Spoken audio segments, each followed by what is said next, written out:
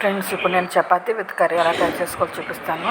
ఉదయం పిండి తీసుకున్నానండి. దానిలో హాట్ వాటర్ అందులో 1 స్పూన్ ఆయిల్ వేసుకుని మెత్తగా కలుపుకొని పక్కన పెట్టినండి. 15 మినిట్స్ పక్కన పెట్టుకున్నాను. తర్వాత స్టవ్ మీద ఆయిల్ వేసి 1 టేబుల్ స్పూన్ ఆవాలు, 1 టేబుల్ స్పూన్ జీలకర్ర వేసుకున్నాను. అవి కూడా ఫ్రై అయిన తర్వాత ఉల్లిపాయలు, పచ్చిమిరపకాయలు, కరివేపాకు వేసుకున్నానండి. అవి కూడా ఫ్రై అయిన తర్వాత ఒక 1/2 టేబుల్ స్పూన్ అల్లం వెల్లుల్లి పేస్ట్ వేసుకున్నాను.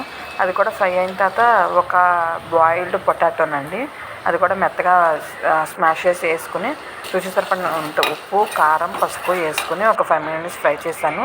తర్వాత నేను ఒక చిన్న గిన్నెలో 2 టేబుల్ స్పూన్ శనగపిండి వేసి వాటర్ వేసి కలుపుకొని పక్కన పెట్టుకున్నానండి. అది కూడా వేసుకుని ఒక 5 మినిట్స్ ఉంటే ఇలా చిక్కగా రెడీ అయిపోతుంది. తర్వాత నేను చపాతీ చేసుకుని 2 సైడ్స్ ఆయిల్ వేసుకొని ఇలా ఫ్రై చేసుకున్నానండి. 5 మినిట్స్ పడుతుంది చపాతీ ఫ్రై అవ్వడానికి.